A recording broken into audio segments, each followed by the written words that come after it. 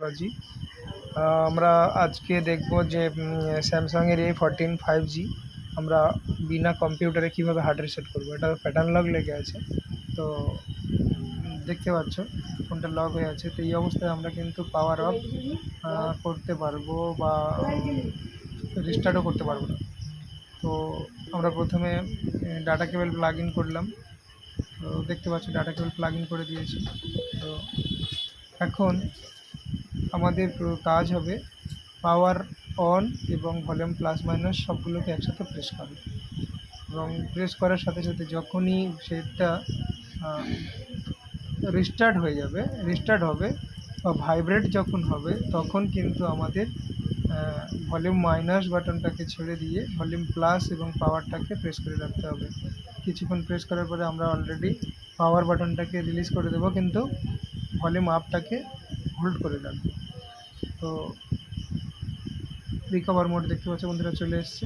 এবারে আমার যেহেতু কম্পিউটার স্ক্রিন আমি যেটাতে ভিডিও করছিলাম সেটার অ্যাঙ্গেলটা ঠিক করা হয়নি, যার ফলে তোমাদেরকে পুরোটা দেখাতে পারছি না।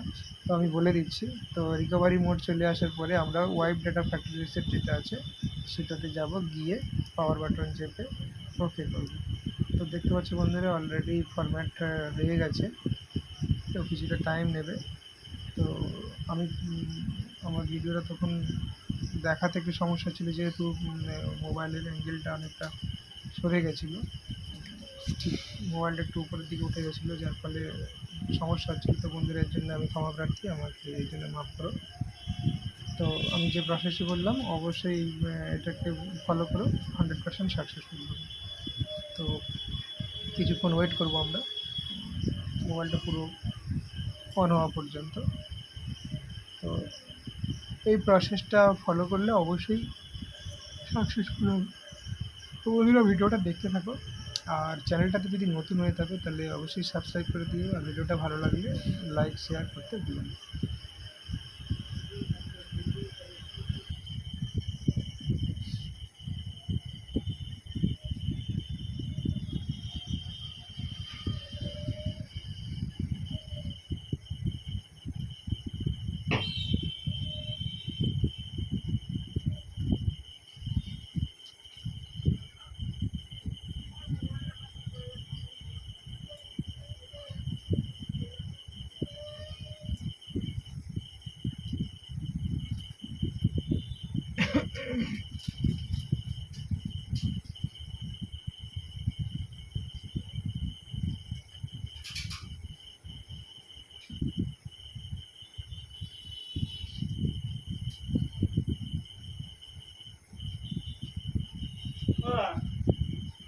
মোবাইলে পড়ে তো অটোমেটিক চার্জ হচ্ছে, অটোমেটিক মানে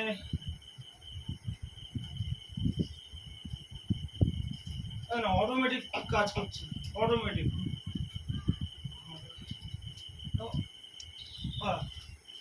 অটোমেটিক হচ্ছে। পড়ে গেছে রাখতে, পড়ে গিয়ে হচ্ছে।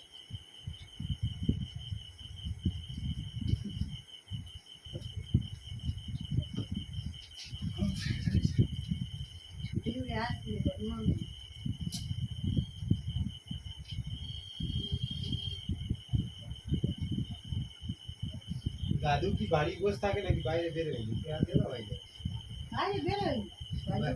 বাড়ি বসে আছে সবসময়। হয়ে গেছে। হ্যাঁ হবে না, কতবার পাল্টাবি, মাথা খারাপ। ডিসপ্লে আছে তো, ডিসপ্লে তো দাগটা ছিল, ওটা দাগ নয়, পড়ে গিয়ে ওই হয়েছে। দেখা খারাপ, মাথা খারাপ হয়ে যায়। দেখা খারাপ 12 মাস মোবাইলে